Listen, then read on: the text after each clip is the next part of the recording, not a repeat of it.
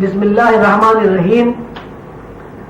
دنیا میں ہزاروں انسان بستے ہیں اور ہر انسان دوسرے کی زندگی سے ناواقف ہے.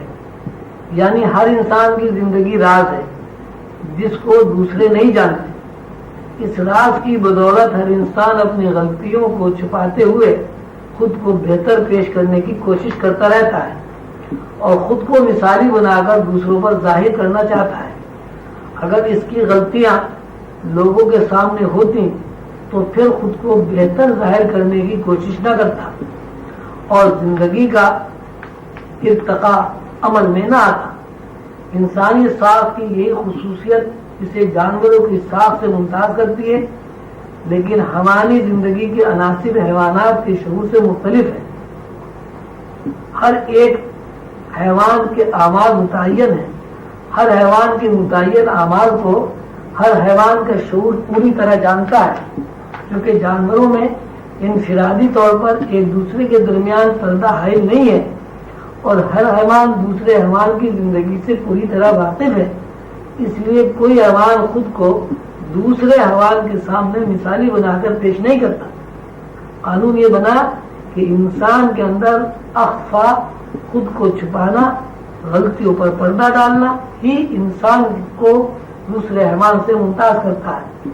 انسانی ساخت کا شعوری امتیاز ہی تمام علوم و فنون کا مقصد ہے. انسان کی کوشش ہے کہ وہ خود کو دوسرے کے سامنے مثالی بن کر پیش کرنا چاہتا ہے. انسان کو نئے نئے راستوں کی تلاش کی طرف مائل کرتا ہے. نئے نئے راستوں کی تلاش اور نئی نئی ایجادات کی کوشش ہی دراصل انسانی ارتقاء کا راز ہے. انسان کا یہی شعور انسان کو کائنات کی دوسری تمام مخلوقات سے ممتاز کرتا ہے. یہ انسان کی ایسی کوشش اور جدوجہد ہے جس جدوجہد و کوشش سے وہ علم حصولی سے گزر کر علم حضوری میں داخل ہو جاتا ہے. یہی کوشش، جدوجہد، جستجو تمام طبی علوم کا مجموعہ ہے.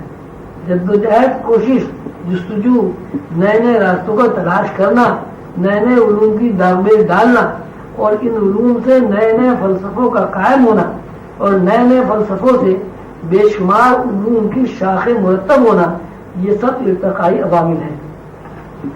اور تصوف میں اس ارتقائی صورتحال کو علم حصولی کے نام سے جانا جاتا ہے. لیکن یہ بات محل نظر ہے کہ علم حصولی کے جتنے بھی خد و خال ہیں، علم حصولی کی جتنے بھی شاخیں ہیں، علم حصولی کی بنیاد پر جتنے بھی فلسفے وجود میں آتے ہیں یا علم حصولی میں جتنے بھی ایجادات وقوع میں آئی ہیں، ان کا بہت بڑا حصہ قیاسات، مفروضات پر مشتمل ہے. مفروضات اور قیاسات سے ہٹ کر علم کے متلاشی حضرات کے راستے کی دوسری حدود علم حضوری ہے اور علم حضوری کی حدیں مقرر کرتا ہے.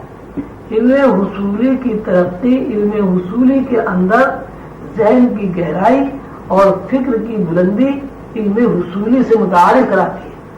مقصد یہ ہے کہ علم حضوری اور علم حصولی دونوں علوم ہیں اور یہ علوم ایک دوسرے علوم سے متعارف کراتے ہیں. علم حضوری وہ علوم ہے جو علم حصولی حاصل ہونے کے بعد اور ذہنی گہرائی پیدا ہونے کے بعد فکر کی گہرائیوں میں تلاش کیے جا سکتے ہیں. علم حصولی کے خد و خال، علم حصولی کی حقیقت، علم حصولی کی بنیاد آیات الہیہ ہیں. آیات الہیہ سے مراد وہ نشانیاں ہیں جن کی طرف اللہ نے بار بار قرآن پاک میں توجہ دلائی. صورتحال یہ ہے کہ علم حصولی طبعی قوانین کی علم حصولی طبعی قوانین کے پابند ہیں اور طبعی قوانین روحانی قوانین کا اتباع کرتے ہیں. طبعی قوانین سے روحانی قوانین کا سراغ لگانا، حقیقت تک پہنچ کر علم حضوری سے روشناس ہونا علم لدنی کا شعار ہے.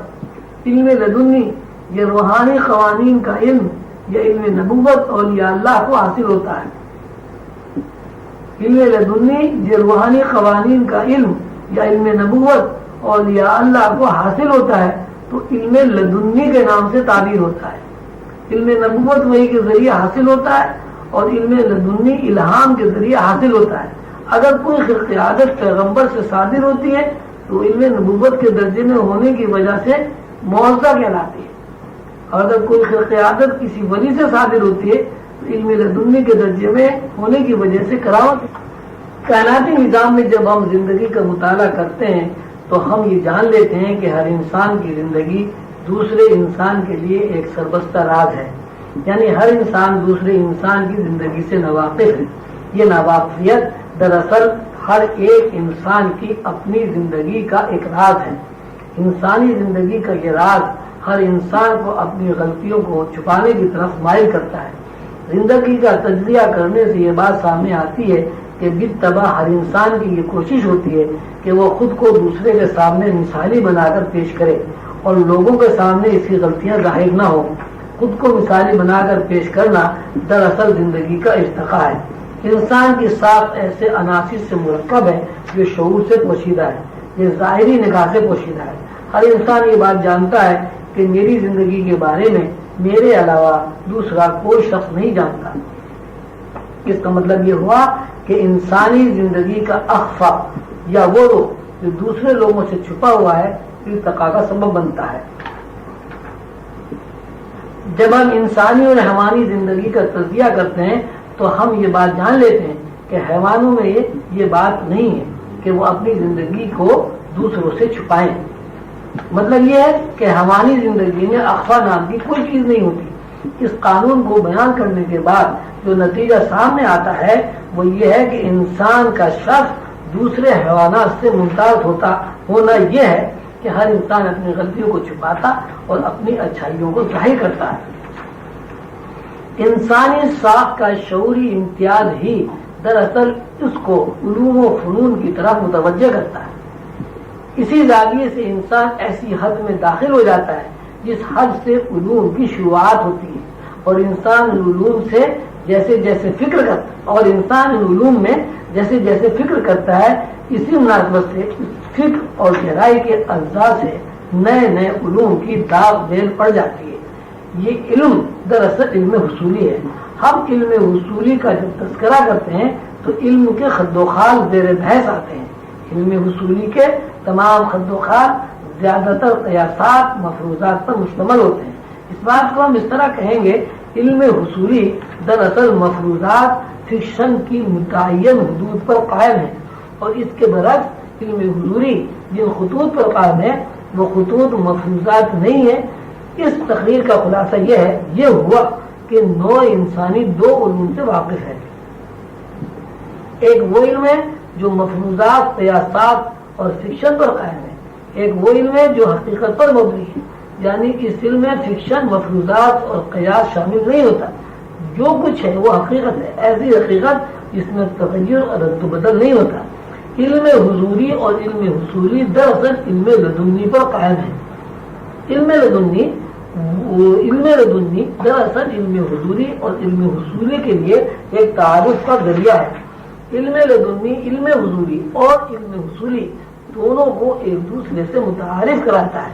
علم لدنی ان حقائق پر مبنی ہے جو علم حصولی کی گہرائیوں میں تلاش کیے جاتے ہیں۔ مثلا ہم اللہ تعالیٰ کی نشانیوں پر غور کرتے ہیں۔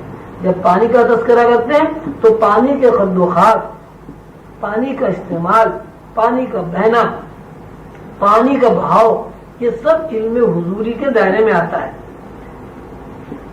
لیکن جب پانی کے علم میں غور و فکر کرتے ہیں اور پانی کی ماہیت کو تلاش کرتے ہیں تو اس تلاش کو، یہ تلاش کے نتیجے میں حاصل کو علم حضوری کہتے ہیں۔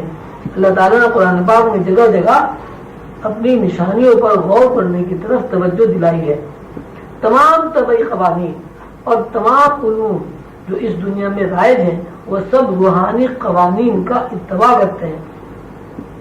مثلا جب ہم پانی کو دیکھتے ہیں تو ہمیں اس بات کا بخوبی علم ہوتا ہے کہ پانی ہمیشہ نشیب کی طرف بہتا ہے، پانی کے اندر طاقت ہے، قوت ہے۔ جب ہم اس بات پر غور کرتے ہیں کہ پانی نشیب میں ہی کیوں بہتا ہے اور پانی کے اندر قوتیں کس طرح مخفی اور پوشیدہ ہیں تو پانی کی طبیعت فطرت سے ہمیں روحانی قوانین کا سراغ مل جاتا ہے۔ جیسے جیسے ہم گہرائی میں سفر کرتے ہیں ہمارے اوپر نئے نئے انکشاف ہوتے ہیں اور یہ انکشاف ہمیں روحانی قوانین کی حقیقت تک پہنچا دیتے ہیں۔ روحانی حقیقت تک پہنچنا دراصل علم حضوری سے روشناس ہونا ہے. علم حضوری اور علم حصولی میں حد فاصل قائم کرنا، علم حصولی کے ذریعے گہرائی میں جا کر علم حضوری کی حقیقت کو تلاش کرنا، یہ سب علم لدنی کا شعار ہے. یعنی ہم علم حضوری اور علم حصولی میں فرق اس وقت قائم کر سکتے ہیں جب ہم علم لدنی سے واقف ہوں. یہی وہ علم ہے جو انبیاء علیہ السلام کو حاصل ہوتا ہے. یہی وہ علم ہے جو اولیاء اللہ کو حاصل ہوتا ہے. جب یہ علم لدنی انبیاء کو حاصل ہوتا ہے تو علم لدنی انبیاء کو حاصل ہوتا ہے تو علم نبوت کہلاتا ہے. اور یہ علم اولیاء اللہ کو حاصل ہوتا ہے تو علم لدنی کہلاتا ہے. جب یہ علم اولیاء اللہ کو حاصل ہوتا ہے تو اس کا اصطلاحی نام الہام ہے. اور جب یہ علم نبوت کی حیثیت میں انبیاء پر حاصل ہوتا ہے تو اس کا نام وحی ہے.